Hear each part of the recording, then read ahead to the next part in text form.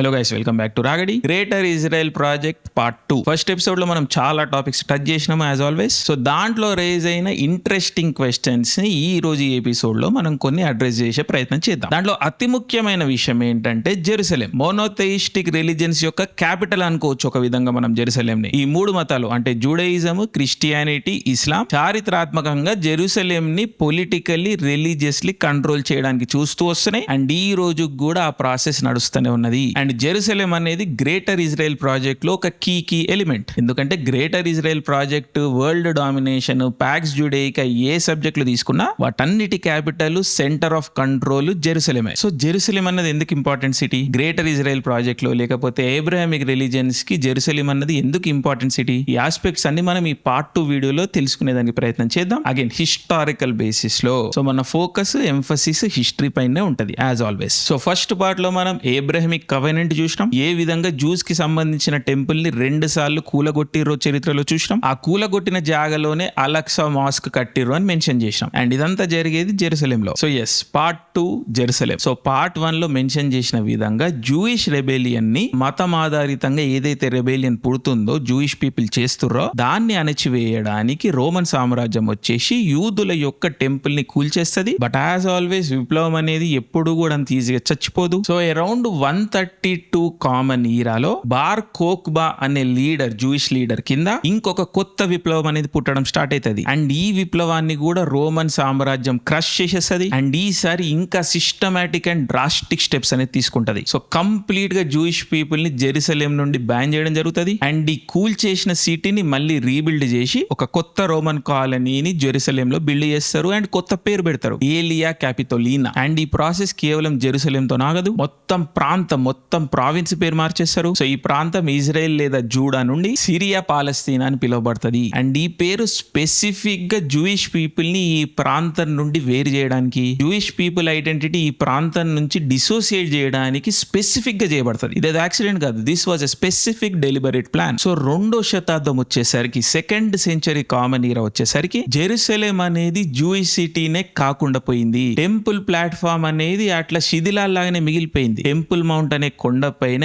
ఏదైతే యూదులకు సంబంధించిన ఇంపార్టెంట్ టెంపుల్ ఉండేనో అది 2వ శతాబ్దం వచ్చేసరికి కంప్లీట్ గా రూయిన్ లో ఉండిపోయింది. జూయిష్ పీపుల్ అనే వాళ్ళు మొత్తం వేరే వేరే దేశాల్లో స్కాటర్డ్ అయిపోయి ఉన్నారు, ఆర్ చేయబడ్డారు. రోమ్ కి సంబంధించిన ప్రజలు వచ్చి అక్కడ ఉండడం స్టార్ట్ చేసారు. జెరూసలేం అన్నది కంప్లీట్ గా తన జూయిష్ ఐడెంటిటీని కోల్పోయింది 2వ శతాబ్దం వచ్చేసరికి. సో ఇప్పటి వరకు మీరు హిస్టరీ అబ్జర్వ్ చేస్తే, ఇంతకు ముందు వీడియోలో కూడా నేను జూడయిజం ప్రస్తావన వచ్చినప్పుడు 1st సెంచరీ, 2nd సెంచరీ, హసాసిన్స్ ఈ టాపిక్స్ మాట్లాడుతూ ఉంటారు జూడయిజం హిస్టరీలో, యూదులకు సంబంధించిన చరిత్రలో. కానీ ఏ పాయింట్ లో కూడా నేను ఇజ్రాయెల్ టాపిక్ వచ్చినప్పుడు 1st, 2nd సెంచరీ వరకు కూడా క్రిస్టియానిటీ గురించి కానీ, జీసస్ క్రైస్ట్ గురించి కానీ మాట్లాడారు. వెరీ ఇంట్రెస్టింగ్ కదా. ఎందుకంటే ఇప్పుడు మనం ఏదైతే 1st century, 2nd century, common ఈరా ఇవన్నీ మాట్లాడుతున్నామో ఆ ఇయర్లు పుట్టిందే జీసస్ క్రైస్ట్ బర్త్ తోని. ఆర్ హిస్టారికల్ గా మనకి ఈ టైం లైన్ వచ్చిందే జీసస్ క్రైస్ట్ అన్న ఒక ఫిగర్, ఆ మిథాలజీతోని. బట్ వెరీ వెరీ ఇంట్రెస్టింగ్లీ ఈ టైంలో జరుగుతున్న చారిత్రాత్మక ఘట్టాల పైన మనకు ఒక అవగాహన ఉన్నది. రోమన్ సామ్రాజ్యం అనేది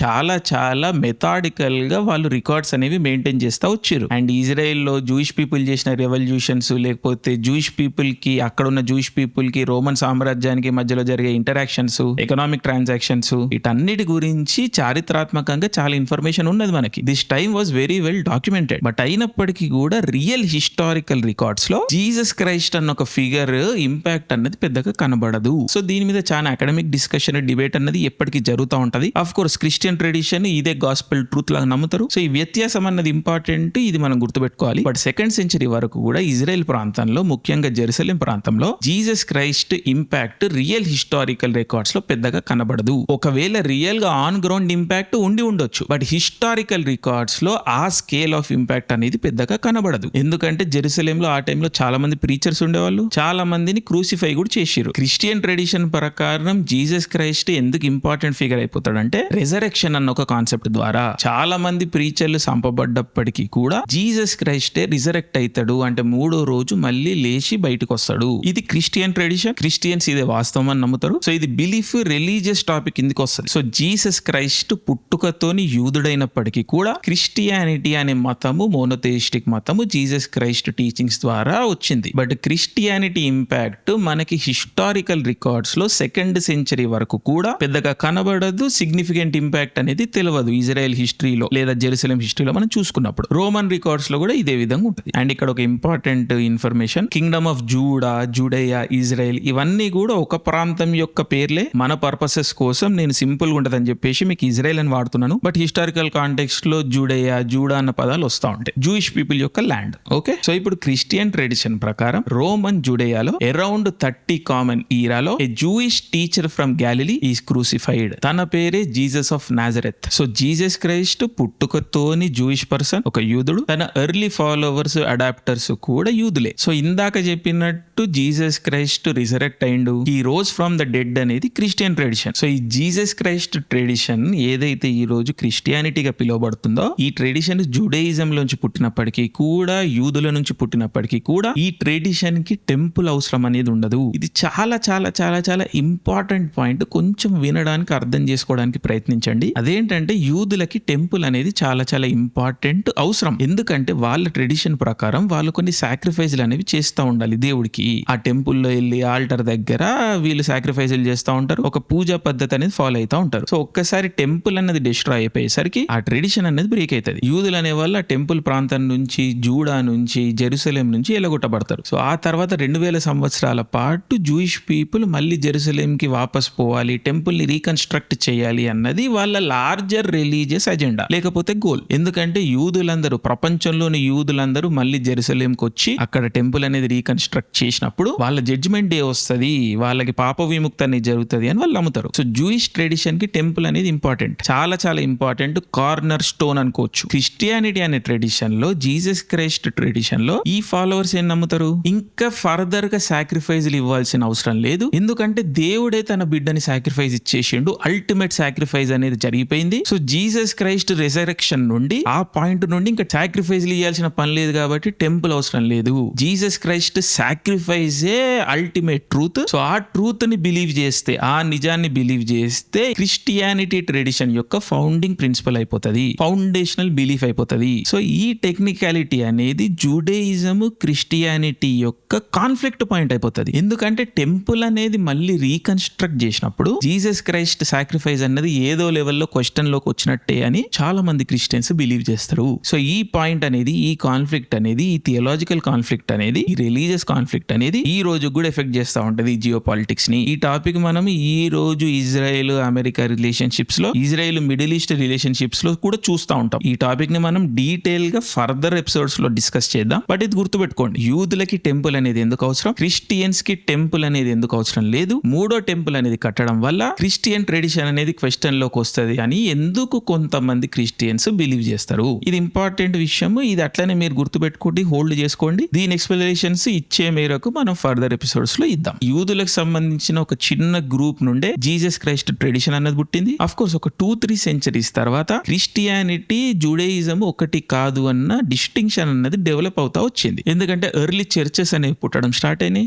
సెయింట్ పాల్ ట్రెడిషన్ అనేది చాలా చాలా ఇంపాక్ట్ క్రియేట్ చేసింది సర్టెన్ పాకెట్స్ లో. అండ్ క్రమేణా ఇల్లీగల్ ఉన్నప్పటికీ కూడా అండర్ గ్రౌండ్ లో క్రిస్టియానిటీ అన్నది స్ప్రెడ్ అవుతూ వచ్చింది. అండ్ జూడేయిజం లాగా జూయిష్ మతం అన్నది కేవలం ఎథనిక్ జూస్ కి పరిమితం కాకుండా క్రిస్టియానిటీ అనేది నాన్ జూయిష్ పీపుల్ కి, అంటే జెంటైల్స్ లో కూడా స్ప్రెడ్ అవ్వచ్చు, లేకపోతే అడాప్ట్ అవ్వచ్చు అన్న ఇన్వెన్షన్ అన్నది ఒకటి వస్తుంది. సో నాన్ జూయిష్ పీపుల్ కూడా క్రిస్టియానిటీని ఆపాదించుకుంటారు. సో పాల్ ది క్రిస్టియానిటీలో చాలా ఇంపార్టెంట్ రోల్ ఉంటుంది. అదేంటంటే నాన్ జూయిష్ పీపుల్ లోకి క్రిస్టియానిటీని తీసుకెళ్లడం. అగైన్ ఇది ఒక important chapter, very very fascinating chapter. ఈ టాపిక్ గురించి మనం ఏ రోజైనా సెపరేట్ గా మాట్లాడుకుందాం. బట్ ఇల్లీగల్ అయినప్పటికీ కూడా non Jewish people large numbers లో క్రిస్టియానిటీలోకి కన్వర్ట్ అవ్వడం స్టార్ట్ అయిన తర్వాత మెల్లగా క్రిస్టియానిటీ ఫుట్ హోల్డ్ రోమన్ సామ్రాజ్యంలో పెరగడం స్టార్ట్ అవుతుంది అండ్ పెరుగుతూనే వస్తుంది. అండ్ క్రమేణా కొన్ని అనూహ్యమైన పొలిటికల్, మిలిటరీ, ఎకనామిక్ కండిషన్స్ అనేవి ఏర్పడతాయి. సో వీటిని దృష్టిలో పెట్టుకొని 313లో 313 కామన్ ఈరాలో ఎంపరర్ కాన్స్టంటిన్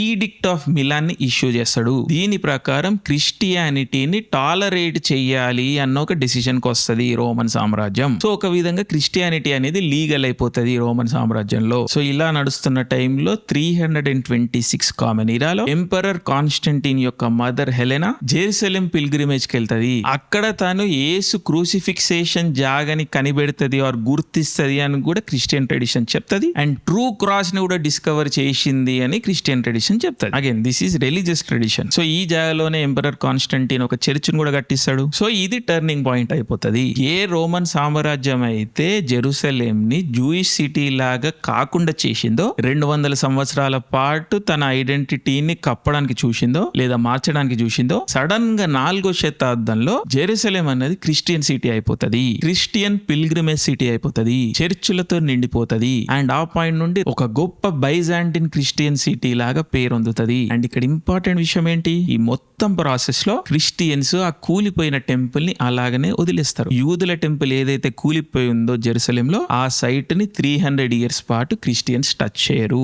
అలానే ఉంచుతారు. ఇది ఇంపార్టెంట్ పాయింట్. మధ్యలో 614 కామన్ ఈరాలో పర్షియన్స్ వచ్చేసి ట్రూ క్రాస్ ని తీసుకెళ్తారు. జెరూసలేం ని అటాక్ చేసి ట్రూ క్రాస్ ని తీసుకెళ్తారు. బట్ 630లో అగైన్ బైజాంటియన్ రోమన్ ఎంపరర్ వచ్చేసి ట్రూ క్రాస్ ని వాపస్ తీసుకొస్తాడు. సో హిస్టరీలో మనం చూసుకున్నప్పుడు బైజాంటియన్ కింగ్డమ్ కి పర్షియన్ కింగ్డమ్ కి గొడవలు అనేవి జరుగుతూనే ఉంటాయి. ఈ గొడవలు కొన్ని సెంచరీస్ నుంచి జరుగుతూ ఉంటాయి. అండ్ ఆ కాలంలో ఈ 2 రాజ్యాలు కూడా చాలా గొప్ప రాజ్యాలు, ఆ టైం యొక్క సూపర్ పవర్స్. సో ఈ 2 రాజ్యాలు కొట్టుకోవడం అనేది వరల్డ్ వార్ తోని సమానం. సో ఈ 2 రాజ్యాలు అనేవి కొట్టుకుంటున్న టైంలో కొట్టుకొని వీక్ అయిపోతున్న టైంలో ఈ 2 రాజ్యాల మధ్యలో ఉన్న ఎడారిలో ఒక కొత్త మతం అనేది పుట్టడం స్టార్ట్ అవుతుంది. ఆ మతమే ఇస్లాం. సో 630లో బిజాంటియన్ రోమన్ సామ్రాజ్యం అండ్ పర్షియన్ సామ్రాజ్యం గొడవలు పడుతున్నాయి. బట్ ఈ టైంలో ఆల్రెడీ ఈ 2 సామ్రాజ్యాల మధ్యలో ఉన్న ఎడారిలో మొహమ్మద్ ప్రవక్త ఆయన పని ఆయన స్టార్ట్ చేసిర్రు అని చెప్పేసి ఇస్లామిక్ ట్రెడిషన్ చెప్తున్నది. హిస్టారికల్ కాంటెక్స్ట్ లో ఇస్లాం అన్న బ్రాంచ్ 7వ శతాబ్దంలో కనిపించడం స్టార్ట్ చేస్తుంది. సో ఈ ఎర్లీ ఇస్లాం అనేది ఏ విధంగా షేప్ అప్ అయింది అన్న దాని టాపిక్ పైన మనం ఒక సెపరేట్ వీడియో చేసినాం ఛానల్లో. షియా అండ్ సున్నీ వీడియోలో ఈ టాపిక్ అంతా బ్రాడ్ గా కవర్ అయింది. సో ఆ ఎపిసోడ్ ఒకసారి వెళ్ళి చూడండి, మీకు కొంచెం క్లారిటీ వస్తుంది. సో మొహమ్మద్ ప్రవక్త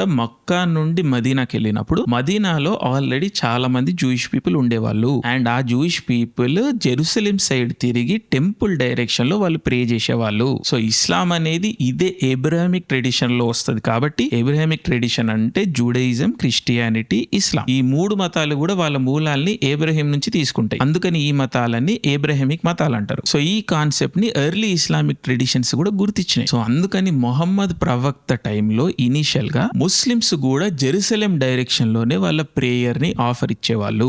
బైత్ al Maqdis, al Quds or first qibla. Initial గా first direction of Islamic prayer Mecca కాదు, జెరూసలేం. ఇది చాలా ఇంపార్టెంట్. సో ఇస్లామిక్ ట్రెడిషన్ ప్రకారం అరౌండ్ 624 కామన్ ఈరాలో, అంటే మహమ్మద్ ప్రవక్త మక్కా నుంచి మదీనాకి వెళ్ళిన 16-17 నెలల తర్వాత కిబ్లా డైరెక్షన్ అనేది మారిపోతుంది. ఖురాన్ లో ఈ ప్రస్తావన వస్తుంది. ఈ వర్స్ ని ఆయతల్ కిబ్లా అని కూడా అంటారు. ఇది ఇస్లామిక్ ట్రెడిషన్ ప్రకారం జరిగిన ప్రాసెస్. సో ఇస్లాం ఫాలో అయ్యే పీపుల్ కి జెరూసలేం కాకుండా మక్కా అనేది మోస్ట్ ఇంపార్టెంట్ సిటీ అయిపోతుంది. మక్కా గ్రావిటేషనల్ సెంటర్ అయిపోతుంది ఇస్లాం కి. సో ఇప్పుడు ఒక ఇంపార్టెంట్ ప్రశ్న అనేది ఏర్పడుతుంది. అదేంటంటే ఇస్లాం కి జెరూసలేం తో కనెక్షన్ అనేది ఎక్కడి నుంచి వస్తుంది అని. సో ఇక్కడనే ఖురాన్ చాప్టర్ 17 వర్స్ 1 లో ఒక మిరాక్యులస్ నైట్ జర్నీ అన్న కాన్సెప్ట్ వస్తుంది. అల్ మస్జిద్ అల్ అక్సా అన్న ఒక కాన్సెప్ట్ వస్తుంది, అంటే ఫార్దెస్ట్ మాస్క్. సో క్రమేణా ఇస్లామిక్ ట్రెడిషన్ ఆ ఫార్దెస్ట్ మాస్క్ ఈ జెరూసలేం లో ఉన్న టెంపుల్ మౌంట్ అని చెప్పేసి ఐడెంటిఫై చేయడం స్టార్ట్ చేస్తారు. సో ఈ విధంగా జెరూసలేం ఇస్లామిక్ ట్రెడిషన్ లో ఒక ఇంపార్టెంట్ సిటీ అవుతుంది. Of course most important city place వచ్చేసి మక్కా, ఆ తర్వాత Medina. But third most important city or place వచ్చేసి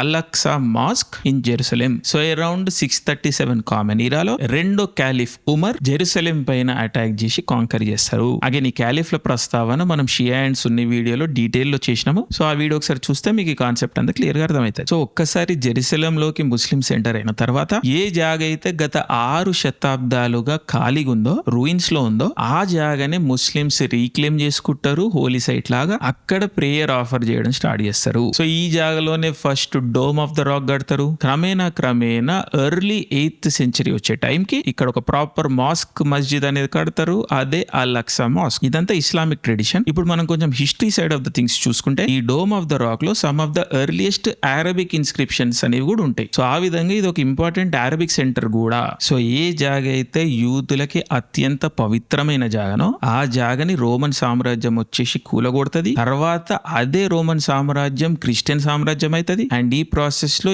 ఇదే ఊరు క్రిస్టియన్స్ కి మోస్ట్ హోలియెస్ట్ సైట్ అవుతుంది. And with in few centuries Islam tradition లో కూడా one of the important places అయిపోతుంది. సో ప్రపంచంలో ఉన్న 3 మేజర్ రిలీజన్స్ కి జెరూసలేం అన్నది ఒక ఇంపార్టెంట్ పొలిటికల్ సెంటర్ అయిపోతుంది, రిలీజియస్ సెంటర్ అయిపోతుంది. పుడుతుంది. And naturally politics religion clash అయినప్పుడు వైలెన్స్ పుడుతుంది. సో నెక్స్ట్ కొన్ని శతాబ్దాల పాటు జెరూసలేంలో యుద్ధాలు అనేవి జరుగుతూనే ఉంటాయి. ఇక్కడనే క్రూసేడ్స్ అన్న కాన్సెప్ట్ కూడా వస్తుంది. క్రూసేడ్స్ ని మనం సెపరేట్ గా టాపిక్ లో ఎప్పుడైనా డీల్ చేయొచ్చు. బట్ ఈ గ్రేటర్ ఇజ్రాయెల్ కాన్సెప్ట్ లో జెరూసలేం అన్నది ఇంపార్టెంట్ ప్లేస్ అయిపోతుంది. అండ్ ఆ కాన్ఫ్లిక్ట్ ఈ రోజు మోడర్న్ వరల్డ్ లో కూడా ప్లే అవుట్ అవుతా ఉంటది. అందుకని ఈ మొత్తం సిరీస్ లో సెకండ్ ఎపిసోడ్, ఈ Jerusalem episode most important episode. ఎందుకంటే ఇక్కడనే ప్రైమరీ కాన్ఫ్లిక్ట్ అనేది మీకు అర్థం కావాలి. ఎందుకంటే థర్డ్ టెంపుల్ కట్టడం అన్నది యూదుల యొక్క అల్టిమేట్ ఎయిమ్. బట్ ఆ థర్డ్ టెంపుల్ కట్టడం అనేది ఒక లెవెల్లో క్రిస్టియన్స్ కి యాక్సెప్టబుల్ కాదు, అండ్ ఒక లెవెల్లో ముస్లిమ్స్ కి యాక్సెప్టబుల్ కాదు. ఎందుకంటే అదే ప్లేస్ లో ఈ రోజు అలక్సా మాస్క్ ఉన్నది. సో